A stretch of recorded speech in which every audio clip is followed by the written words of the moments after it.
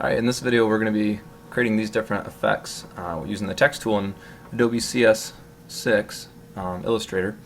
So go ahead and make a new document, and the text tool is right here, the type tool. You can also just hit T for it, and if I just say hello, and I can highlight that, and up here are the just very basic presets, or not presets, I'm sorry, options. And so I'm going to bump that up to 80 so you can see it. Alright. And once it's an object, you can move it around any way you want. If you want to edit it, just double click on it. You can go back and type in something else. You can go back to your selection tool. You can resize it from here. And if you click on it again, you'll see the size actually changes up here as well. Alright. A few things. You can add a stroke. So if I put blue out there, you can kind of see it. I can make it a little thicker. Or for example, I could make it black and just keep making it thicker, and you'd actually be able to see it getting fatter. Alright, I'm going to not use a stroke for now though. Okay, so that's just basically it. Let's say I wanted to break this up for a few different reasons. So what you can do is, or let me just say, if I use my direct select and I want to actually edit just a point on it, I can't do it while it's text. What I need to do is create outlines, and then that breaks it up. And then, for example, if I wanted to like grab the top of this T and make it taller, I could. I could also let go. So that's how you'd make it a change to an individual point. I can hold down Shift to keep it at 90 degrees. So that's an example of changing that. You can also create new points. Oops, there we go. So for example, if I select just this, it's only 4 points on the path, but if I hold down the pen tool and do add anchor point, I could add a couple points on this path as well, and then the direct select does work on that as well too. So don't know if you're aware of that. So if you ever need to, like, you could say this is like a golf thing or something, you could add those points. That's how you do that. Okay, so using the pen tool plus anchor point. So that's that. Also, let's look at typing on a path. So let's say I use my pen tool here, and I just kind of make a line like this. Okay, and by the way, if you didn't know, you can hit this little arrow and it takes off the stroke and then makes the fill the opposite. So okay, so let's say I want to actually write on this, so I can grab my text tool, and if you hold it down, there's this type on path tool. I click on it once, and I don't want to go as large here, so I want to change this to 50, and I could say, how are you? And see, that little plus goes there when I added an extra question mark because it's just saying there's more on there. So let me take that off so you can see. All right. Cool. So that's how you type on a path, which is pretty useful. One thing you can also do is you can do a vertical path. So if you hold this down, they also have vertical type tool, and it kind of works how you think it would. So first I would need a path, and again I can turn that off, and it doesn't actually matter if you do that or not. And I could type at the top, and you could say, I am falling. And again, that little plus mark comes up. So what I would want to do there is I would do Control A, select all, and maybe I would only need this to be 30. Ooh, it's not even showing it still. Need to make it even smaller. Let's go 20. There we go.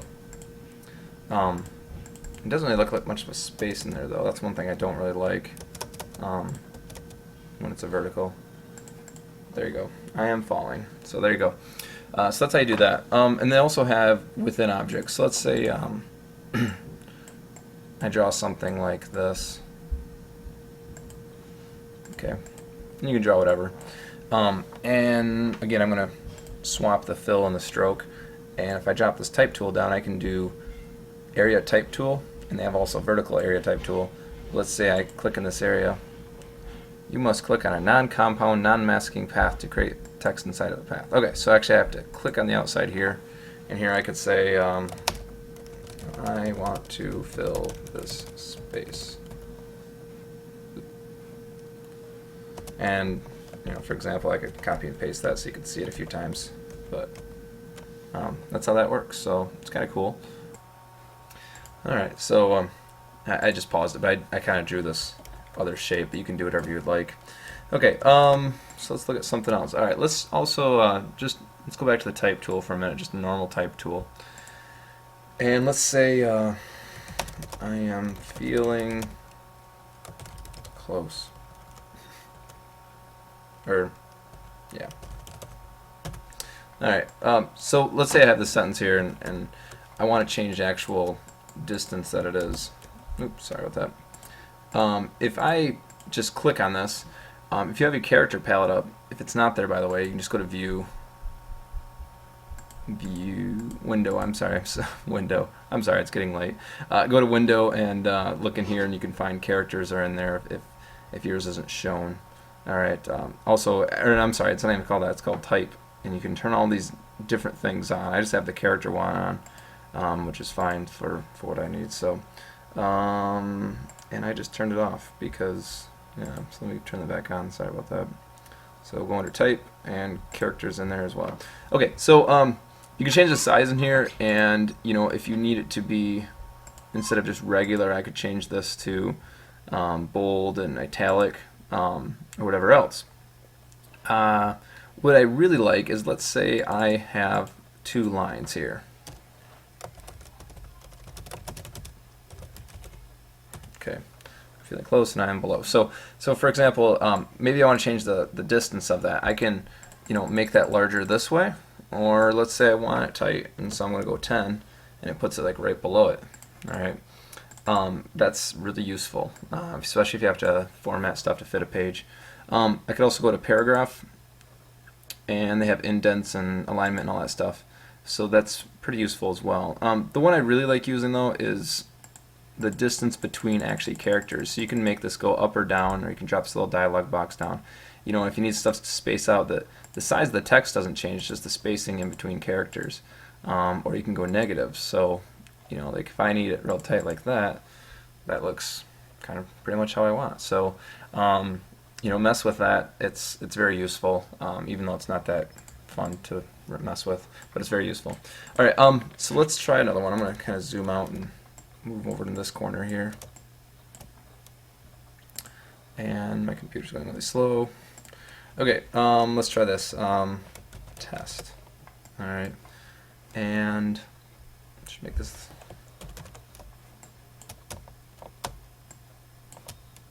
My goodness, this is going very slow. All right, highlight that. Let's make it larger so you can see it. And voila. Okay, so here's a few things you can do. There's a lot of things, but let's start here. You can go to Effect, and all of these Illustrator and Photoshop effects you can do. Go ahead and play with them. Please do. One I do want to show you is 3D. They have Extrude and Bevel, and if I turn that on, this is what it looks like right now, and I can kind of change the distance. If I go to Preview, you can it shows a thickness in there. And then we hit OK for a second and change the stroke so you can actually see the outside of it. Okay, and let's say you didn't want it that thick, or you wanted it thicker. What I would need to do though is go to Appearance Palette, and again, if you don't have that up, I do not. I can go to Window, Appearance, and I'll bring this up. So right now I have the Extrude and Bevel on there, and if I want to change that, I can just click on it once, and it was set to 50. Let's say I don't want it quite that much. I can go 30, and I can change the angle of this. Maybe you've messed with this, I did in the previous video. And they have plastic shading, and you can go to more options, and you actually change these things as well. You can change the direction of the colors, so maybe you want the color to come in from the top or whatever else. So really useful. It's very similar to the other 3D tool as well. So let's change how that looks there for a second. There we go. Let's say I want this. I can hit OK, and that's what it looks like right now.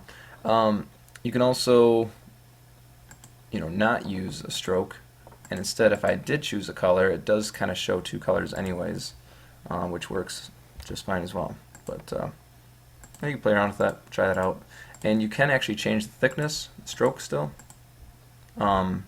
which is useful. And not only that, but I can still direct select. So let's try this out. I'm going to create outlines. And once I do that, I cannot go back to being characters. Okay, so let's say I do that, and I only want to affect certain ones. So I'm going to ungroup this. All right, and what it just did is it's no longer 3D. All right, so if I need to go back to that, I could go to Effect, 3D, Revolve. Oh, not Revolve. That'd be horrible. 3D Extrude Bevel, thank you. And let's preview that. Okay. And see, the problem with that though is they're covering each other. So that's not really the best. Okay, so I'm just going to undo and go back to where I created outlines. Oop. So right there. If I wanted to go in here and just change part of it though, I could just double click on it and then it goes inside the object. You can see I'm in layer 1, group 1. And what I can do is I can actually go in there and just affect single ones. So like I know that point's right there. And so if I wanted to, I don't know how this is going to look exactly, I could extend some of these points here.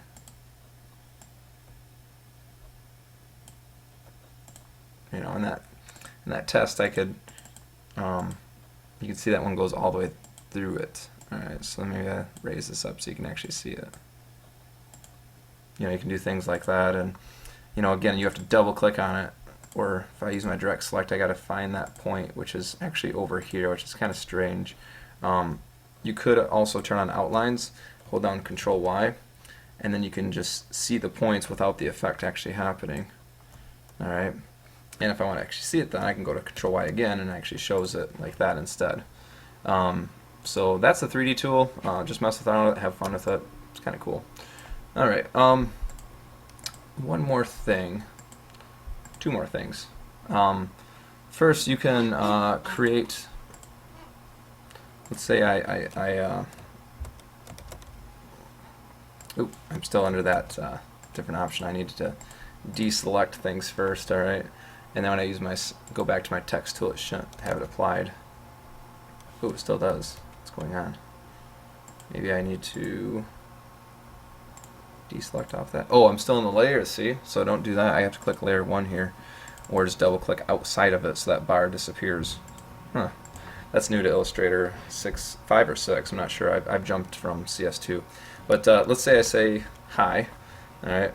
I do want to show you though that you can still apply a stroke. Let's say I put a blue stroke on this. You can change the stroke of this still. Right now it's on uniform, so what I would need to do is create outlines, and then right now it's on basic, but I can use these other different brushes that are on there. Alright, and right now that looks really thick. If I were to make the object bigger, it wouldn't look like it so much. But you can change these things, which is pretty cool. You know, something like that, or whatever you want. Okay, and lastly, let's go to creating more of like a cool 3D graphic, like this one right here, using gradients. Okay, so let's say I said cool. I had to pause it there for a second, but once you want to change your font, a couple ways you can do it. You can click up, have this highlighted, go up here and just kind of scroll through all these, and you just use the down arrow. Or what you can do is go to Type, Font, and then go through there and try to find one that you like. I'm going to use this Hobo Standard Medium. I don't know what's hobo about that, but we'll use it. Alright, so let's say I wanted to make this a little more 3D looking. What I could do, and you might have experience with this, is use a gradient. And when you apply it, look, it's not doing anything. What's going on? It's not going to do it while it's text. So again, I'm going to right click, create outlines, and then I'm going to turn the stroke off. Alright. I'm going to select that object again, and I am going to put a gradient on it. Oop, so you know what? Let's do it again. I put it on the outside, so let me... Okay, I figured it out. What it is see this, how one's in front of the other? If you have the stroke in front, when you make changes to the gradient, it affects that. So if I turn that off, for example, and I want to use my gradient tool, it's still not working. What I need to do is actually click the fill color over here so it's affecting only that. There. So now if I do it, there it goes. It actually sets the gradient for all of these objects. If you wanted to have gradient different for each of them, you would ungroup it, and then you can select separate ones and do your gradient from there. Okay, so I could drop this one down, and that would work as well. Okay, let's say I want to keep them all together, so I'm going to highlight these and group it back together. Just compound paths on, or you know what? I'm just going to undo. That's very safe. And there, I'm going to change mine to a linear gradient, and I want it to go from top down. Okay, and I do actually want a stroke on there, and I'm going to just add just kind of a darkish gray stroke. That way you can kind of see the top still. So it looks like that. Let's say I also wanted to make this, put a shine on it. So we're going to get into masking now. It's a little more advanced, but you'll be alright. So I'm going to draw kind of a sheen on it here. Let's say I finish it up like that, and I'm going to make this object, I want to make sure it has no stroke. Okay, and the fill color, I want it to actually be white, so I can just click on this once here. I can just change to white, and what I can do is I can set the opacity of this thing. If I go to transparency, I can set it to whatever I want. So I'm going to set it to 40% here, and that looks okay. You can just leave it like that. If you wanted to do it correctly, and I don't want to get into masking, it's going to be too much at one time. So, alright, so let's say you want to make this look like it's reflecting. I can grab both of these now. I'm going to Control C to copy, and then Control F to paste right on top. And then I'm going to go to Object, Transform, Reflect, and yes, I want a horizontal one, and I'm going to hit OK. So then I could drop this down, holding down Shift so it's exactly below it. Okay, and it looks like that right now. That transparency really look good. What I need to do is I'm going to draw a box, and this won't make very much sense at first, but I'm going to draw a box, just a black box with no stroke on it. I'm going to draw this black box right on top of cool, the bottom one, like that. And actually, you know, I actually need it to be a gradient, so I will pick a gradient here, and I need it to be in a certain direction, so I can use my gradient tool and redraw the distance or whatever. I really need to make sure that it's actually black, so I'm going to go to gradient here again. I don't know if that's true black. It says it is. It doesn't really look like black. No, it's not. There we go. So you can just double click on that little guy and make sure it's black. Alright. And right now this is on web colors, that's why. If I just chose that, it would have been fine too. No, you actually have to double click on it to get black. Alright, and that's what I want it to look like. That doesn't make any sense right now, right? So I'm going to Control X right now. I'm going to take that out. Okay, and here's what we're going to do. We're going to click on Cool here, and if we go to Transparency, right now there's no mask. So I'm going to hit Make Mask, and basically a mask is kind of like what it sounds like. You're trying to cover up some things, but not everything. And you'll see this black box. Right now we're in the regular world in Illustrator. When we click in this black area though, we are now in a different world, okay? So if you're in that, everything's different now. Alright, it doesn't look any different. But if I, let's say I draw another, I'm going to draw a black box here with no fill. And I go like this, you see nothing. Oh, that's right, I have white. Alright, so if I draw a white box here, you can now see something. So if I move this around, you can kind of see it relates to this. Here's cool, and here's this little box that goes around it, and I can move this around. So it's if you want to cut things off. Okay, I'm going to delete that, and instead I'm going to do Control F right now to paste in front, and that's that white to black gradient we were just using. I'm going to shorten it up here, and basically that's this object right here, and I want it to kind of fade out, right? So that's that. So that's how it kind of makes it look like it transparencies out. If I go back to my object now, you can kind of see it's like this. I clicked out of that transparency, but then I can take this also, and this would probably be dropped down to like 40% or something like that. And that way it just looks like a nice little reflection. So I think that's all I really wanted to show you. It's a lot of stuff, but hopefully it gets you a start. Yeah, so have fun with it and good luck.